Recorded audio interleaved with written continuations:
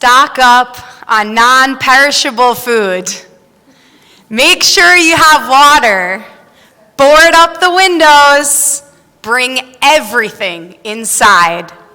Last week, as Hurricane Ian approached, each of us found ourselves going through our checklist and filling our hurricane kits with flashlights, batteries, radios, first aid kits, water, and food. Glued to the news, we were flooded with information, and yet the future remained uncertain as we scrambled to decide whether to hunker down or evacuate. Overwhelmed by uncertainty, we wondered where the storm would hit and how badly it would affect us, our family, friends, and community members.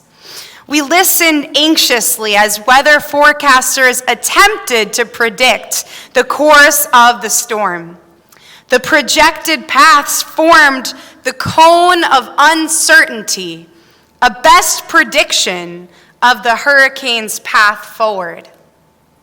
Imagine if we had a map illustrating a cone of uncertainty over our lives.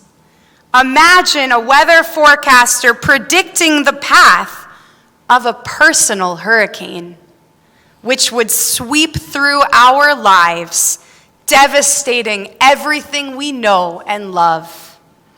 We know all too well that these Category 5 hurricanes blow through uninvited, causing tremendous pain, fear, and hardship. Our High Holiday Liturgy invites us to sit with the frightening reality of this cone of uncertainty through the prayer Una Tana Tokef. This prayer contains a litany of life's hurricanes, making us wonder whose lives will be devastated by life's violent weather in the new year. We wonder, who shall live and who shall die? Who shall perish by water and who by fire? Who by earthquake and who by plague? Who by famine and who by thirst? Who will be impoverished, lowered down, or tormented? In this new year, we wonder, who will lose their job? Whose relationship will fall apart? Who will struggle with infertility, family conflict, or mental health? Who will get injured? Who will grieve a tragic loss? Who will be diagnosed with a life-threatening illness? With a cone of uncertainty over our lives, none of us knows exactly when and where life's hurricanes will hit. The storm pelting us with such intensity, high-speed winds knocking us off our feet. It's hard to imagine how we will recover. These personal hurricanes often seem powerful enough to destroy us. And yet, as human beings, we are built to survive life's storms. We are built to display strength, courage, and resilience. The cone of uncertainty, it's only a prediction of a storm's projected path and intensity. The cone does not represent where any impacts will occur. Many of the storm's impacts occur outside the cone. Similarly, our own personal storms impact us in areas we could not have predicted, calling on us to be the strongest, most resilient versions of ourselves. What if our Una Tana Tokef prayer centered on resilience? What if instead of focusing on the litany of possible raging storms, we shift our focus to the resilience human beings display when faced with adversity? In this new year, we wonder, who will display strength while going through chemotherapy? Who will continue living a meaningful life after suffering the loss of a spouse?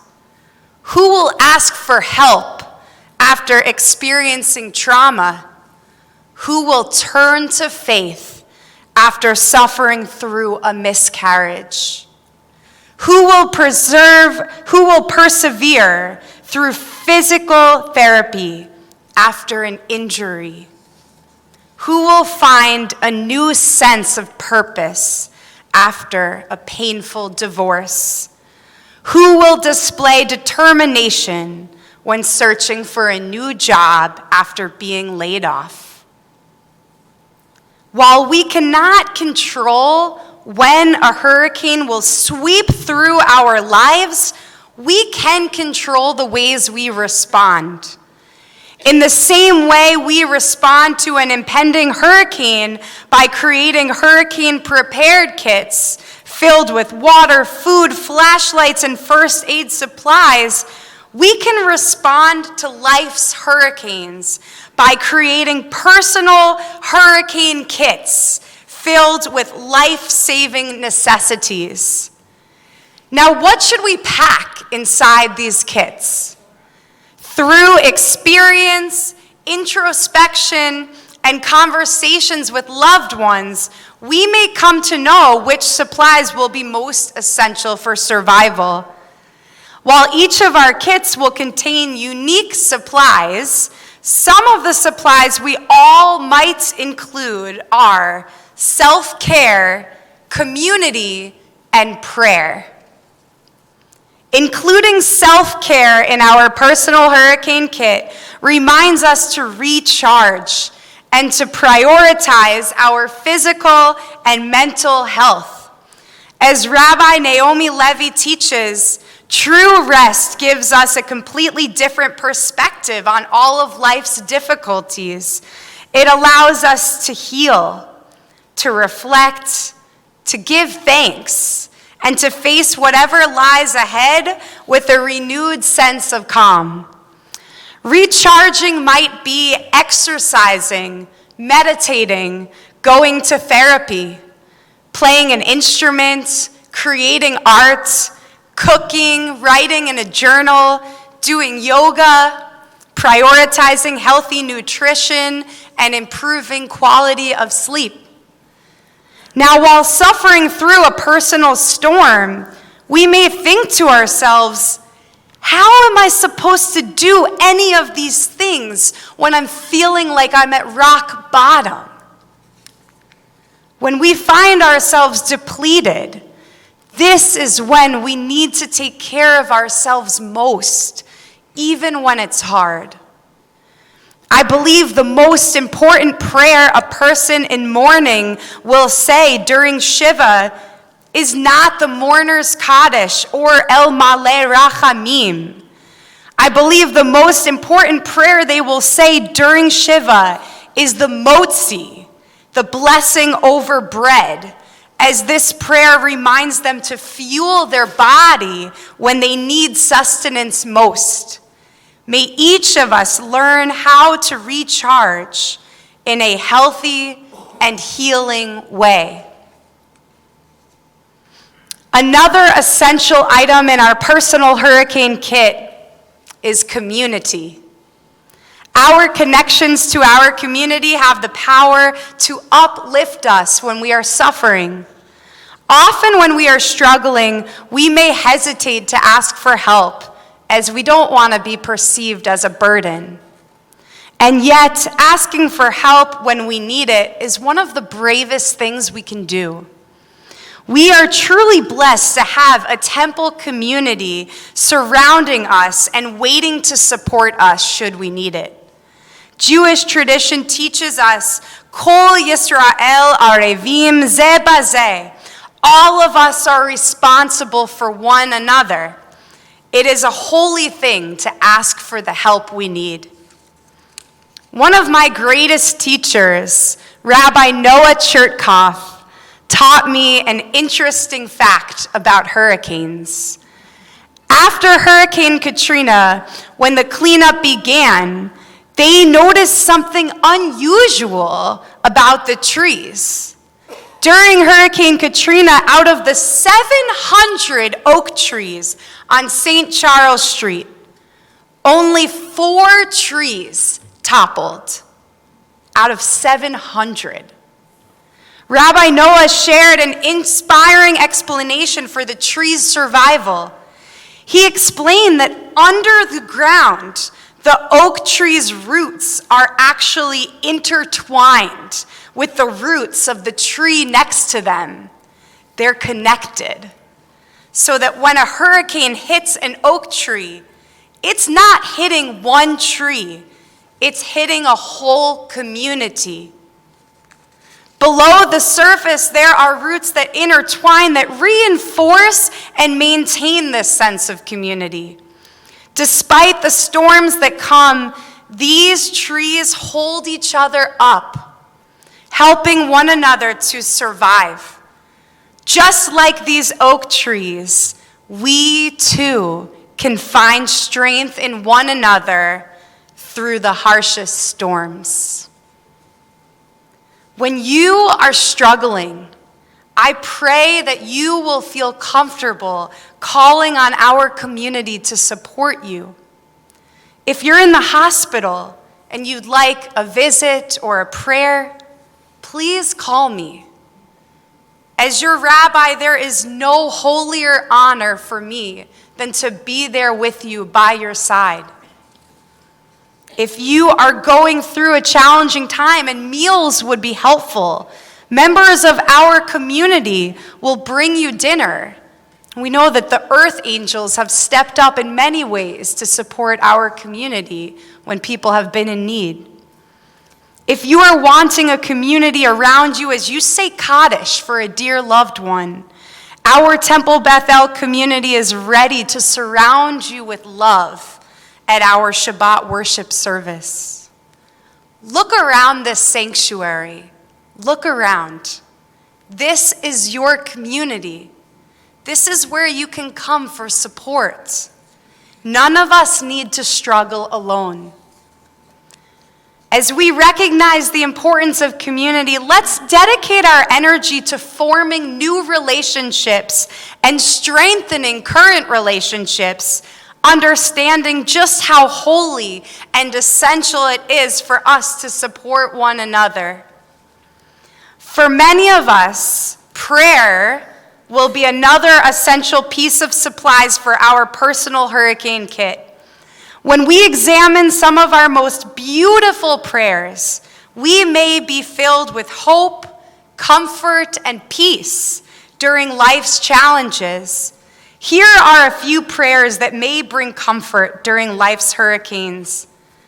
Our Hashkivenu prayer invites us to experience God's holiness as the Sukkot Shlomecha, a shelter of peace from life's storms, as we pray for comfort, safety, and protection. Our Misha Berak prayer is a prayer for healing. When we know that our loved ones are praying for our healing, wholeness, and peace, it can be extremely powerful. It may remind us that through our own personal struggles, we are loved, cared about, and supported. And I will add that if you would like to be on our Misha Berak list, but maybe you don't want the whole community to know what you're going through, that you can always offer a Hebrew name or another name that we can put on our list that would be meaningful. That way we can still pray for you and you'll know that we are saying your name every Shabbat in prayer. Birkat HaGomel is a prayer one may say to express relief after surviving a life-threatening situation. These are just a few of our prayers that have the potential to bring comfort. Whether we are anticipating a storm, evacuating, or waiting for our power to come back, prayer is there to help us through, just as it helped our ancestors before us. May each of us find the prayers that inspire us, prayers that we find worthy of collecting in our personal hurricane kit, so that they will be waiting for us when we need them most.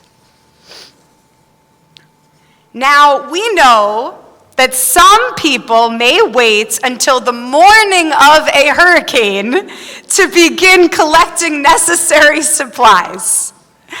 Last-minute preparation is not the best way to go in this case. May we take good care in preparing our personal hurricane kit, even when it is not hurricane season. Let's not wait until we are struggling to practice self-care, to connect with community, or to find comfort in prayer. Throughout the year, as we restock the supplies in our kits, may we remind ourselves how well equipped we are to make it through life's hurricanes. Rather than focusing on the cone of uncertainty, which only predicts a hurricane's projected path and intensity, may we focus instead on the cone of resilience, our own projected ability to adapt successfully to life's storms, keeping ourselves afloat.